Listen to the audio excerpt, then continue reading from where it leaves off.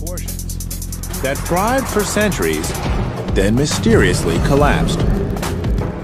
Who built Teotihuacan, and what happened to them? To find out, I float above the ruins, play one of the world's oldest sports, make razor-sharp tools with volcanic glass, and learn about one man whose bones become my window into the past. It's a search for answers to one of history's great enigmas. We're digging for the truth, and we're going to extremes to do it. Like butter.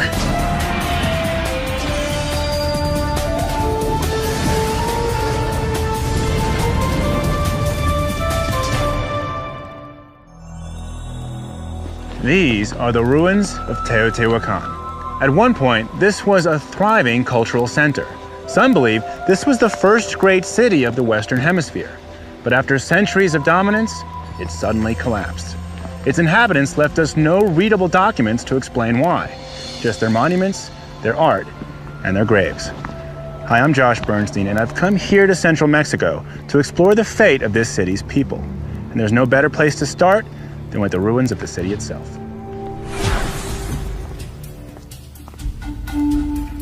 Pyramids dominate the city skyline. Today, 3 major ones still stand. But in the past, as many as 200 smaller pyramids, all just a few feet from each other, dotted the city. Construction started in the 1st century AD. At its height, around 450 AD, almost 150,000 people lived here, in specially designed apartment complexes. The city stretched out for some 20 square miles, making it one of the ancient world's largest cities. Then, sometime after 550 AD, the city was suddenly abandoned, with no records left to explain what happened. Teotihuacan is located some 30 miles from modern-day Mexico City. It's easy to confuse the Teotihuacanos with the Maya or the Aztecs. But the Maya, who lived hundreds of miles away, were culturally and ethnically distinct from Teotihuacan. The Aztecs, on the other hand, may have descended from the Teotihuacanos. They were the ones who discovered the silent ruins of the city some 700 years after its collapse. The superhuman majesty of the ruins so profoundly impressed them that they immortalized it in their legends. They named this monumental city Teotihuacan, the city of the gods. Today, it's the most visited archaeological site in Mexico, but is still one of the least understood. Who built Teotihuacan? I'm here at the on-site museum with Dr. Mike Spence. He's conducted extensive excavations at Teotihuacan. His specialty? Analyzing human remains. Mike introduces me to some of the earliest inhabitants, or at least what's left of them. Clues like these have given him insight into the city and its people. When we found these revolutionized our understanding of Teotihuacan. We had the idea that Teotihuacan was primarily peaceful.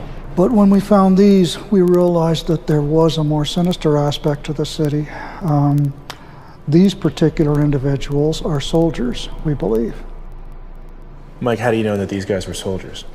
You can see that they're wearing these shell collars, and below the collars, hanging from them, are a series of replicas of human jawbones. The ones here are replicas because this is a museum, or they actually were buried with replicas? No, they were buried with replicas. Oh, really? Replicas meant to symbolize or represent the various kills they made in warfare. So each jaw represents one or a certain number of people they've killed? I think so.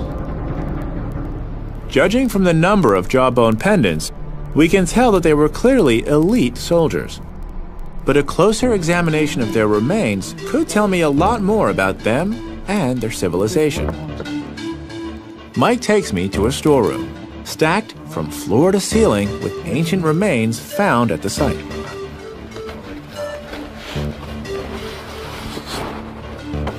Is that it? Well, there's more in other aisles. Got anything in a size 11? We go on a treasure hunt of sorts Here's another one. and stack up on the bones of one man who lived here some 2,000 years ago. I'll carry this one. Okay. First. He's a critical source of information. Oh, this is like a really scary Christmas present. What'd you get me? You can catch. I'm gonna give him something. Grab that one. That's the femur. Femur? Go. The other femur. Ah, I got you. Ah, the tibia. Ah, very good. There you go. We lay the bones out like you'd expect him to be buried. But this wasn't the way his bones were actually found. Put this out like this a little bit, and then these would come back in, sort of flexing the legs, you know? And that's how the legs were close together and bent. His bent position tells us that he was bound at the feet. And that's not all. Now the wrists, they would have looked like this, only they would have been underneath Probably would have been behind the pelvis, pelvis, right? yeah. So was it like this, where they're actually... That's what- right, yeah, what a little height? higher, about the Here? small of the back. Yeah. In this case, cause of death was... I think he was probably buried alive. Buried alive. Along with 200 other healthy young people. All sacrificed in a single, seemingly gruesome event. Who were these victims? Fortunately, bones and teeth store chemical records of oxygen isotopes. These act like geographic markers, allowing us to find out more about these people. Nearly all of the oxygen that goes into the formation of tooth and bone comes from the water we drink. The oxygen isotopes in bones change when a person moves from one place to another. By analyzing these isotopes, scientists can tell where the person lived before he died. Can you show me how that's done? The bone told us that he'd been living in Teotihuacan for some years before he was sacrificed. On the other hand, oxygen isotopes in teeth don't change over time. You can see that there's They're imprinted by water we drink in childhood, when our teeth are forming. By comparing these isotopes to those in the water in various places, Mike can tell that this soldier wasn't born here. The isotopes in the tooth indicates that he spent his childhood someplace else, not in Teotihuacan, not even near Teotihuacan. How far away? Could have been Highland, Guatemala, and that's 1,000 or more kilometers away. It could have been Michoacan, which is still 200 to 300 kilometers away. So his story, he was born a long distance away, probably Highland, Guatemala, arrived at some point in Teotihuacan, became a member of the military, served in Teotihuacan for some years, and then was sacrificed. The other victims have a similar story. Most of them were born elsewhere and moved to Teotihuacan later in life. This suggests that the rulers recruited people from diverse regions of Mesoamerica before sacrificing them at the altar of the state. Isn't that a testament then to the power of Teotihuacan? Yes. So this city had quite an allure. Tells us that this was the premier city of Mesoamerica. So Teotihuacan was known far and wide It was. for being special. It was more than special. It wasn't just an ordinary city, not even an extraordinary city. It was absolutely unique. It was the city where time began, where the present universe was formed, where the gods sacrificed themselves to make men.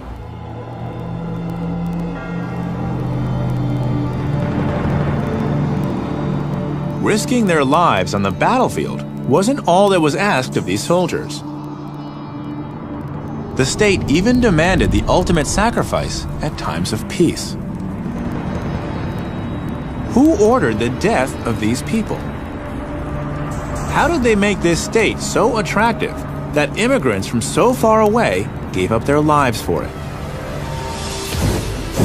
Coming up, in search of answers, I take to the sky and plunge deep into a hidden passage beneath a giant pyramid. Getting smaller. I'm on a quest to find out who built the city of the gods. I've examined their bones and found some pretty grisly evidence of sacrifice. Now, I'm heading to see their monuments to learn more about the city. The scale and magnificence of Teotihuacan has long perplexed archaeologists and scientists. The epic architecture and organization suggest a strong central authority. I've asked Linda Manzanilla, a leading archaeologist in Teo, to tell me more about the city's design. When people first settled here? We have traces of villages towards the southern part of the valley around 400 before Christ. But the beginning of the construction was around 80 AD. Okay. And then we think that there was an elite who planned the city as a model of the Mesoamerican cosmos. So this city was always designed to be something significant? Yes, it seems as it was very planned from the beginning. I learned that the visionary elite responsible for the early stages of construction planned this city in such detail that it's still one of the most impressive examples of city planning in human history.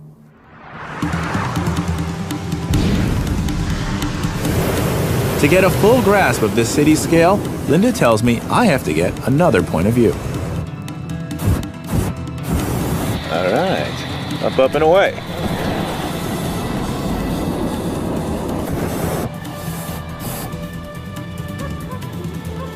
To get to the ancient city of Teotihuacan from here, I have to fly above the modern one. For the wind. Yeah. The captain just told me that if we stay low, the wind will take us right over the pyramids. If we go high, it's going to come back this way. Wind direction shifts with altitude. Buenos días. Salude con la mano. Buenos dias. Around 45,000 people live in the Teotihuacan municipality today. It was a bit voyeuristic. That's not even a third the number who lived here 2,000 years ago. But the way in which this modern city is laid out seems much more haphazard than the ancient one. I was impressed by the size of the city from the ground, but from up here, what I see is a testament to the complexity and sophistication of the people who designed and built this city. I've learned from Linda that the architects of Teotihuacan had something very precise in mind when they laid the city out. We've got the Avenue of the Dead running north-south. At this end, what we call today the Pyramid of the Moon. We don't know what they actually called it back then. And then over here on the east side is the Pyramid of the Sun. Here we can see the avenue. You see there's a line. Imagine a line going from the Pyramid of the Sun due west. And that crosses the Avenue of the Dead, heading north-south. This quadrangle is how archaeologists believe that this city was laid out to a master plan. There's something more to this grid plan than meets the eye. Apparently, every wall, every street going north-south is angled exactly the same. Bearing just shy of true north, they're all angled at 15 degrees, 25 minutes east. The significance of this orientation? It's still a mystery. It's really obvious from up here that nothing in this site is accidental or random. Everything was designed with a purpose. It's as if the rulers wanted their pyramids to compete with the surrounding mountains. The scale and size of the pyramids were perhaps assurance that the elite were so powerful that they can now rival the gods themselves. What else do we know about these rulers and their imperial city? I head back to rejoin Linda Manzanilla, who wants to take me to a place where most people aren't allowed to go. I would like you to wear this. Okay. It's a tunnel that goes like a serpent towards the center of the pyramid, and it's like the entrance to the underworld. Oh, fun. Linda is taking me under the Pyramid of the Sun, one of the biggest pyramids in the world. It rises as high as a 20-story building and is filled in with about 3 million cubic tons of dirt and rubble. Ah, so is this the entrance here? No, that's a tunnel made by the archaeologists. We should go inside this one. The tunnel we're entering is the only one made by the ancients that's been found so far. But Linda thinks there may be other hidden tunnels. She wants to show me how they're trying to find these and why they may be important. There we go. With hard hats for protection, we descend into the tunnel. Should be fun.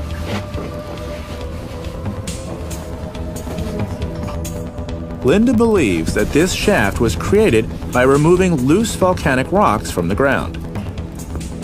The resulting serpentine tunnel heads down for 300 feet. Tight squeeze, humid, and I can definitely feel the sensation of going down into the center of the pyramid. Channel. Over the centuries, this tunnel has been looted many times. All that's left of the original interior are a few stone channels that collected the water dripping from the ceiling. A hidden tunnel or chamber would be a real prize for the archaeologists. It could hold secret treasures that offer clues to some of this city's riddles. It's getting hard to breathe. To penetrate the hidden secrets of the pyramid, scientists are using the latest technological tool. Got something huge and white in the center of the... Oh yes, this is a muon detector. It's an instrument that we are using to see if there are chambers that the archaeologists have not seen inside the pyramid. Muon detector. Muon detector, yes. Wow. The muon detector is like a huge X-ray machine. It tracks muons, subatomic particles. Just like dental X-rays find cavities in teeth, the muon detector finds cavities in the pyramid above. Most muons get absorbed by the mass of the pyramid and don't reach the detector. But in spots where there are holes or chambers, more muons pass through to the machine, where they're recorded and mapped. As for the tunnel, this is where it ends, in 4 chambers, which Linda says may have represented the 4 quadrants of the city above. Who knows what clues may have been in these chambers before it was looted? The muon detector will hopefully help improve our knowledge. But it'll take at least another year to measure the muons and work out if there are any hidden chambers. So until then, We'll just let it do its thing. up next, I travel to an ancient volcanic glass mine in search of more clues to this mysterious civilization. Oh, because it might collapse on me. Might collapse. In search of clues about the inhabitants of the City of the Gods, I found out about mass sacrifices and possible hidden chambers under the state temple. From above, I saw real evidence that this was a true metropolis. It was a city with a multi-ethnic population ruled by a mysterious elite. How did this city become so grand? What was it that propelled it to greatness? You're gonna need this. Okay. And we have a flashlight, Okay. so let's go. All right. I'll grab I'm my here shovel. with Ken Hirth, an anthropologist Sounds like a and plan. expert on go find the Mesoamerican mine. commerce. He tells me that the source of their power wasn't gold or Right, well, diamonds. it'll be dry it in was the a mine. substance called obsidian, volcanic glass. It's hard to imagine that this was the great wealth that propelled the rise of Teotihuacan. So Ken's going to show me what this material was all about and why this versatile stone was the steel of Mesoamerica. Yeah, be careful going down. It's been raining a lot, so it'll be slippery. Ken's taking me to an area where obsidian has been mined since the days of Teotihuacan. Now we're going in, so be careful. It's been raining a lot, and we don't want to have roof collapse. Okay, yeah. That would not be good. This ancient mine was converted into a modern shaft, and it's still mined today. Ken explains that the roof is completely unsupported. Recent rains have soaked the ground and weakened the walls. Just 2 days ago, a tunnel collapsed, and that's not something we want to happen while we're inside. Hopefully, the miner's prayer candle will offer us some protection. The miners dig until they find a vein of obsidian, and then they'll follow the vein, taking out the nodules that they can find.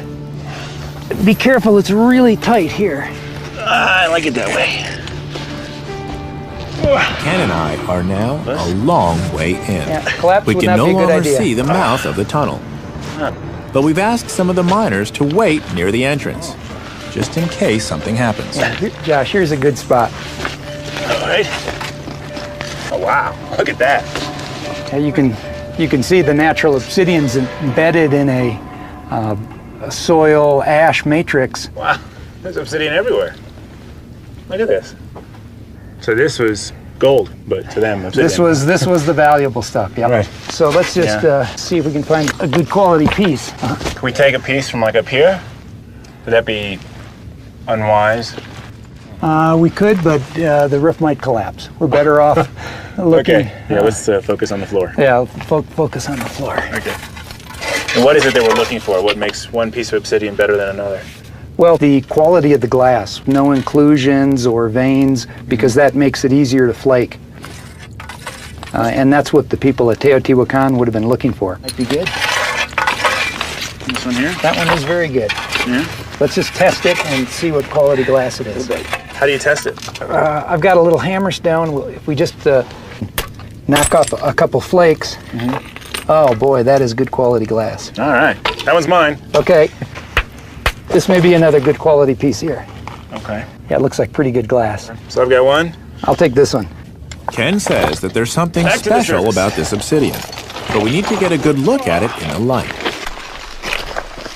Outside the mine, High there's a quality debris area where green. If you miners take have a look left at their one of the rejects. pieces, you'll see that what makes this obsidian But unique, even the rejects carry the actually hallmark of what makes this is this a very obsidian special spot. unique. you'll see that it has a green golden sheen to it, Wow, look at that. which was important to pre-Hispanic people. They thought green stone was alive, and so it had a symbolic importance. Whether it was a green obsidian or jade, it was symbolically important to them. This green quality obsidian you won't find in any other obsidian in Mexico or anywhere in the New World. It only occurs here. So if anyone had a green obsidian blade, it came from here. It came from here. See the old shafts. Let's go in. One of the secrets to Teotihuacan's success was their control of this source of rare green obsidian. But the city was also surrounded by two other huge obsidian deposits and several small ones. The raw materials and tools found in various stages of production at Teo show that every aspect of obsidian manufacture was controlled by the city. Well, let's just Ken and I head to a nearby campsite where he and other archaeologists do their fieldwork. He wants to show me how to shape obsidian into the tools of the era and demonstrate the unusual qualities of this stone. What we want to shape is something like this. It's called a macro core, and it's made by percussion flaking and has a flat platform that we take our flakes off of. Okay. What we'd like to produce are nice parallel-sided ridges. This is what we want to create. And this is what we're starting That's what we're starting with. Okay, right. Show me how. Okay. Hammer stone. Hammer stone in hands. Tricky, tricky, tricky. Yeah. Creating a core is standard flint knapping procedure, but knapping obsidian is tricky. Can I just come in hard and heavy right here and see if I can restore Probably not. It flakes off very easily. If you're not careful, huge chunks would break off, and you'd be left with a lot of useless bits. And I don't want that. Yeah. That's good. Good? That's a good one. Yeah, just like that, all the way around. So learn flint knapping. You got to break a lot of rock. Once they have a percussion core like this, they use these ridges to start making blades. This is a Teotihuacan finished core, and what you can see are all the parallel ridges are the spots where blades came off. Looks like this. So one of the things that the Teotihuacan flint knappers were making were long, skinny blades like this. Long, skinny blades. They would have basically... The Teotihuacanos would have braced themselves between trees or stumps. But Ken has created this portable rig. Holding the core with his feet, he has to apply just the right amount of pressure. It takes skill and precision. Something that Ken has developed over many, many hours of hard practice. Good one. Nice. Oh, that's great. This core is a blade factory. You can flake off blade after blade from it. Okay. You can see where they came off the core. And that's just what the Teotihuacanos did. That's great. And we know that they made these, right? Right. These right. replicate exactly what archaeologists have found. Exactly. Archaeologists have found Teotihuacan green obsidian tools all over Mesoamerica. in sites thousands of miles away. This obsidian trade was key in making Teotihuacan the economic center of Mesoamerica. Traders and craftsmen carried these cores to distant towns and flaked off blades on the spot for their customers. The city not only controlled the export of obsidian, it also controlled the human skill it took to shape it, and that skill was vital. They were a Stone Age society. They didn't have metal. They manufactured all their cutting edge from obsidian, which is the sharpest cutting edge, that you can manufacture, even sharper than surgical stainless steel. Sharpest edge you can manufacture even today. Even today. That's so cool. I want to explain what's going on here. Some of the local miners have actually brought in a goat, which they're going to prepare for dinner. But I want to make a point using obsidian. The reason why obsidian blades were found all over Mesoamerica is because everyone had to eat and everyone needed a knife. Obsidian was the most important tool when it came to processing. This is what puts the meat on the table. They would use the obsidian blades for weaponry, and then also they used it for ceremonial activities. They would let their own blood to give it to the gods. And so a small lancelet, they could pierce their tongue or their ears and draw blood and then offer it as an offering to the gods. Blood was sacred. Wow. So this is practical, ceremonial, and sacred. Why not let these guys come in and take their goat back? Gracias. Teotihuacan's control of this versatile substance made them an economic powerhouse. Their sphere of influence extended well beyond their borders. Coming up, I decode the city's frescoes and play one of the oldest sports in the world to solve the mystery of the City of the Gods. I'm trying to piece together the story of Teotihuacan. I've seen a master-planned metropolis and evidence of mass human sacrifice. Now I've discovered that a unique Stone Age technology was the source of its power. Obsidian made Teotihuacan the dominant culture in the region. But how did this concentration of wealth and authority impact its citizens? To find out, we have to go to an apartment complex on the site. Some 300 years after Teo was established, city planners shifted the emphasis from the construction of monumental architecture to the construction of more than 2,000 residential compounds in the city. I'm back with Mike Spence, and he tells me that in its prime, around 450 AD, close to 150,000 people lived in Teotihuacan. That's a residence. People would have been eating and sleeping and living in here. To accommodate them, these apartments were designed and built on a scale unprecedented in history. This is absolutely unique. Mesoamerica hasn't seen anything like this before, and this wasn't practiced anyplace else in Mesoamerica at this time. Is there any way to know if this was a major switch for the lifestyles of these people? I suspect the state had to use a little bit of muscle to get people into these, and you can see it is sort of state design. There's commonalities in all of them that suggest that. So here, this is a residence? That's a residence. By forcefully relocating the people into government housing, the ruling elite tightened their grip on daily life. But the social engineering didn't stop there. Political indoctrination was incorporated into the decor of every home. And that is my next clue. Teotihuacan may have had a written language, but scholars haven't been able to decipher it yet. So another way we can learn about this society is by studying the art and artifacts they've left behind. I'm now heading to an apartment complex here on the site to meet an art historian, and I'm hoping she can tell me more about this civilization.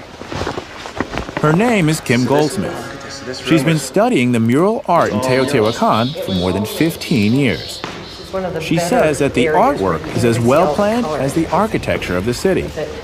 We stop at a recurring icon, an image of a priest. Aren't these fabulous? That's amazing. So what can these tell us about the people of Teotihuacan? Well, we could learn a lot more if we had more. We probably have about 1.1% of their mural artwork remaining.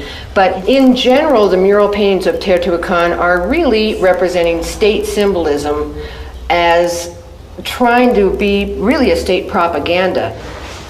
Even in your own house, on the inside of your house, you're not allowed to pick what you're going to put on your walls. You are going to have a state-mandated theme inside your house, so it's visually mesmerizing everybody into saying, we're the greatest, we're the best, go team. Really? So there's some sort of programming going on through the murals? Yes, definitely. And it works very, very well.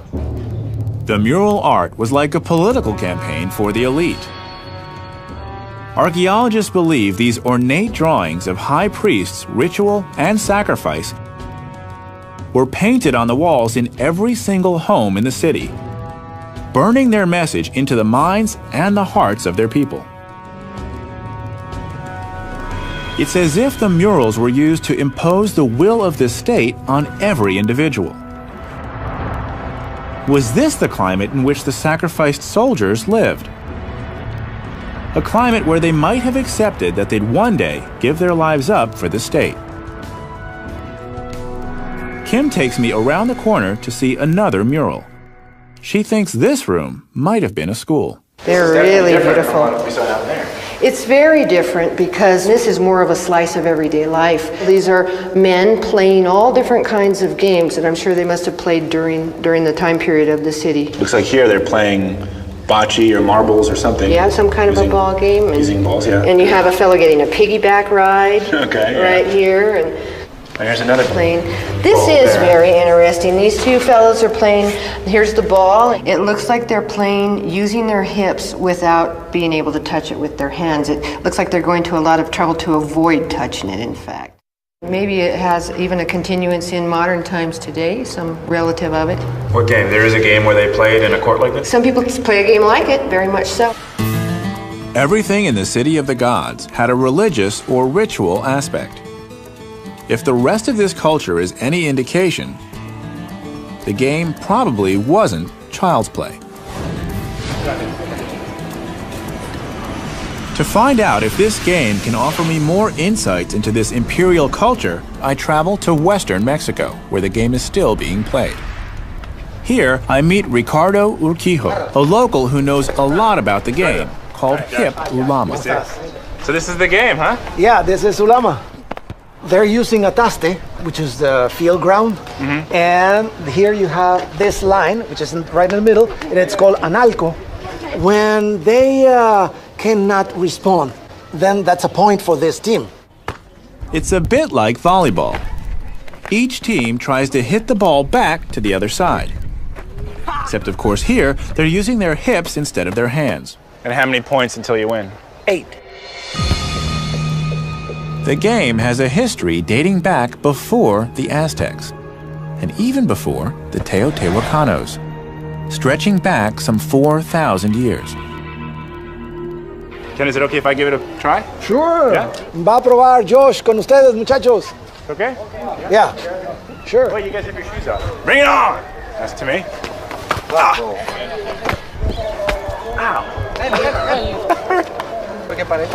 Learning to play Ulama is all about learning to flick your hips. That and getting hit by an 8-pound ball. I'll tell you one thing, when the ball hits you, you can feel it. It's heavy, and it's just like a massive amount of rubber. I'm gonna have a nice bruise to play, but it's fun.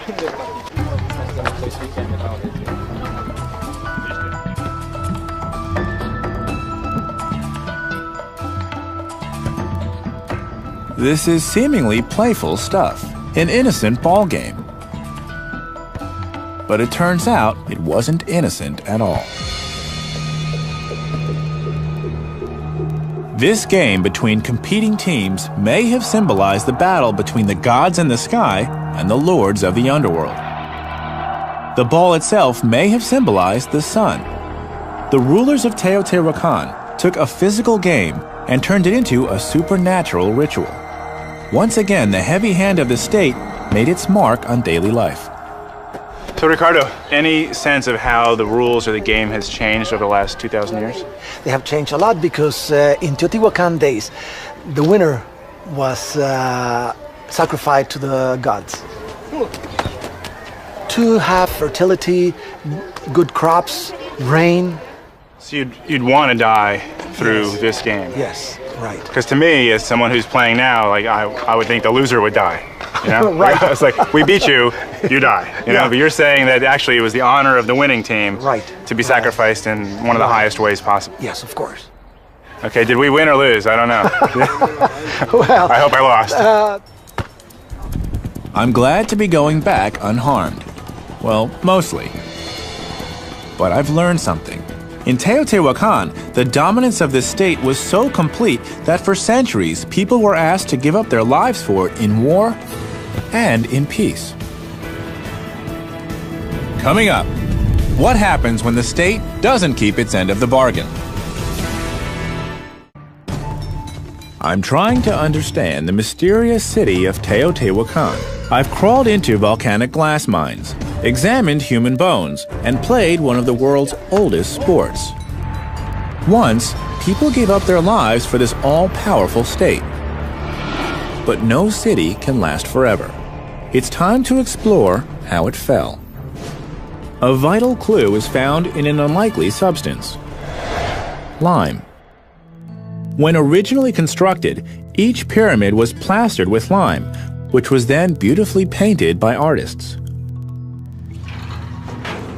Elizabeth Soyero, a scientist who's studying the impact Teotihuacan had on its environment, is exploring a theory that's becoming increasingly What's going on popular. here? This is an oven where the Teotihuacans produced lime to plaster the pyramids. So how do you make lime? Does it need a lot of wood? They needed a lot, yeah. Lime is really just burnt and powdered limestone mixed with water. And to make lime from scratch, I'd have to keep this kiln burning at 800 degrees for at least 8 hours. That would take a lot of wood. Back in the day, the city was surrounded by thick forests. When the Teotihuacans started to live here, all the mountain was plenty of pines. If we were here 2,000 years ago, there were trees here, pine trees. Wow. Elizabeth tells me that to get a sense of how much lime was used by the city, I'll have to make some lime mortar myself. Okay, that's all. Wow, it feels, that's hot. Yeah, because the reaction is very strong and produces heat. Wow, a lot of heat. It's impressive.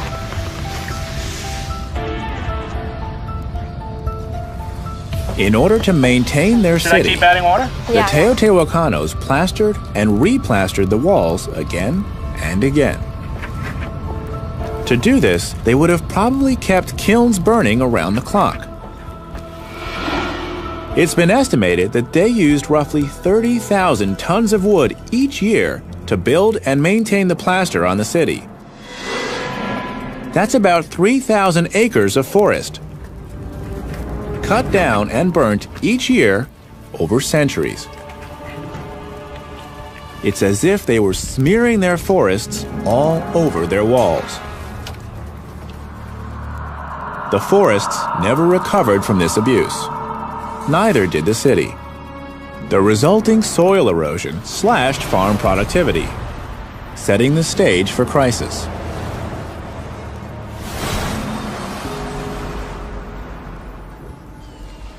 Scientists believe that during the final days of Teotihuacan, pine forests, like this one, were almost completely wiped out.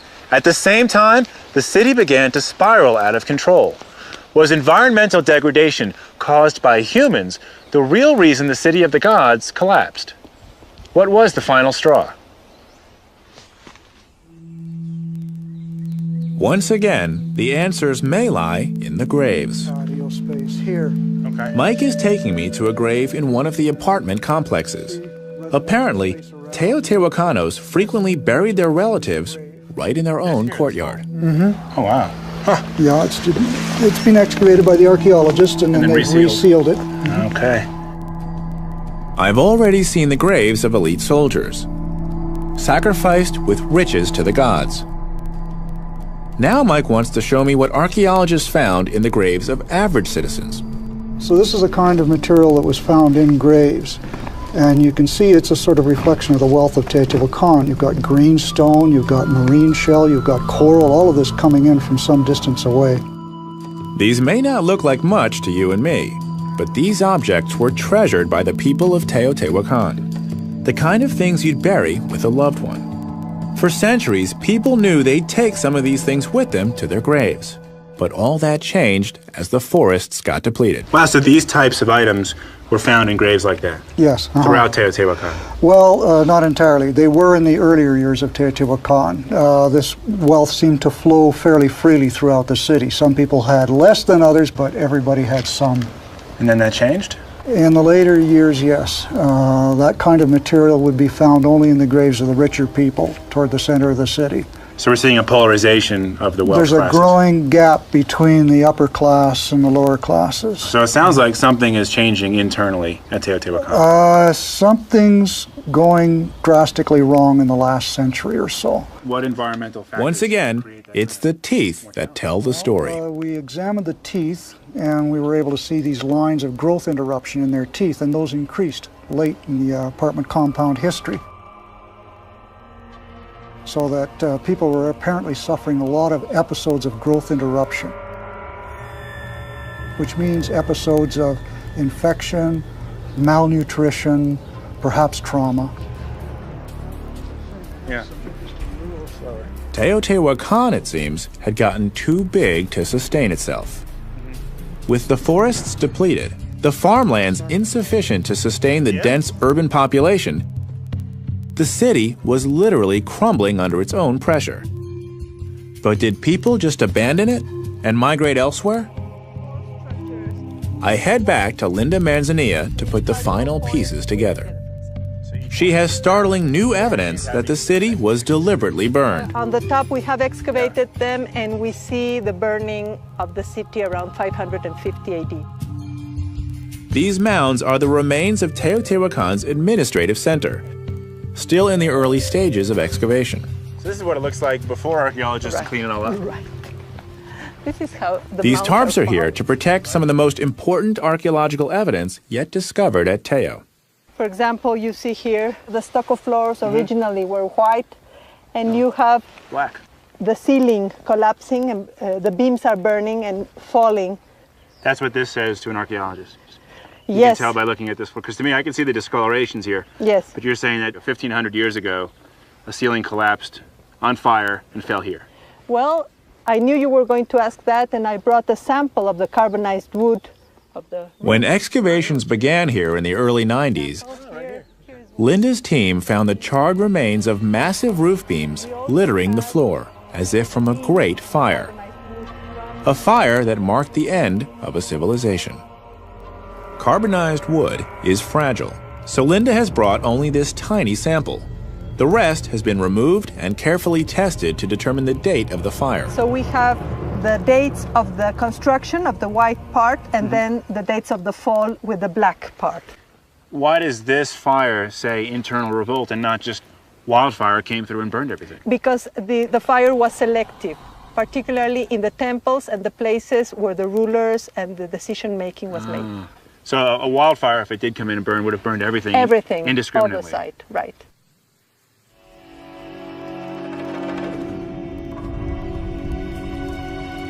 For centuries, Teotihuacan's rulers dominated every aspect of life, even demanding the ultimate sacrifice. In return, they promised to bless and protect the people. When these promises fell flat, it seems the people exacted the perfect revenge on their masters and their monuments. It was a no-confidence vote on the existing power structure, carried out on an unsurpassed scale. Overnight, this magnificent metropolis that dominated the region for centuries was reduced to a shadow of its former self, never to rise again. A civilization that thrived on order collapsed in chaos.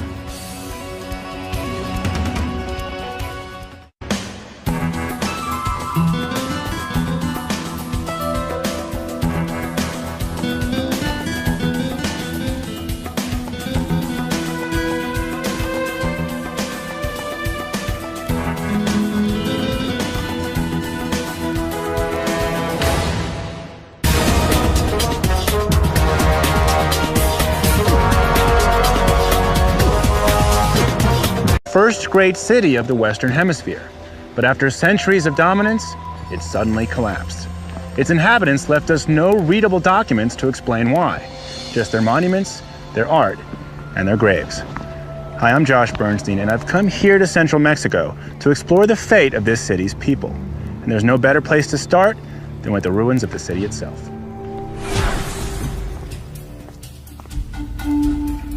Pyramids dominate the city skyline.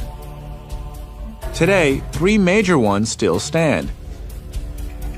But in the past, as many as 200 smaller pyramids, all just a few feet from each other, dotted the city. Construction started in the 1st century AD. At its height, around 450 AD, almost 150,000 people lived here, in Spiti, some 700 years after its collapse. The superhuman majesty of the ruins so profoundly impressed them that they immortalized it in their legends. They named this monumental city Teotihuacan, the city of the gods. Today, it's the most visited archaeological site in Mexico, but is still one of the least understood. Who built Teotihuacan? I'm here at the on-site museum with Dr. Mike Spence. He's conducted extensive excavations at Teotihuacan. His specialty? Analyzing human remains. Mike introduces me to some of the earliest inhabitants, or at least what's left of them. Clues like these have given him insight into the city and its people. When we found these revolutionized our understanding of Teotihuacan. We had the idea that Teotihuacan was primarily peaceful. But when we found these, we realized that there was a more sinister aspect to the city. These particular individuals are soldiers, we believe. Mike, how do you know that these guys were soldiers? You can see that they're wearing these shell collars, and below the collars, hanging from them, are a series of replicas of human jawbones. The ones here are replicas because this is a museum, or they actually were buried with replicas? No, they were buried with replicas. Oh, really? Replicas meant to symbolize or represent the various kills they made in warfare. So each jaw... Proportions that thrived for centuries, then mysteriously collapsed. Who built Teotihuacan, and what happened to them? To find out, I float above the ruins, play one of the world's oldest sports, make razor-sharp tools with volcanic glass, and learn about one man whose bones become my window into the past. It's a search for answers to one of history's great enigmas. We're digging for the truth, and we're going to extremes to do it. Like butter.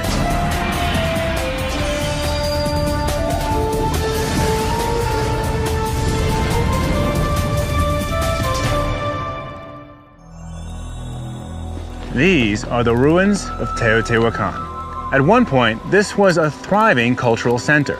Some believe this was the Specially designed apartment complexes.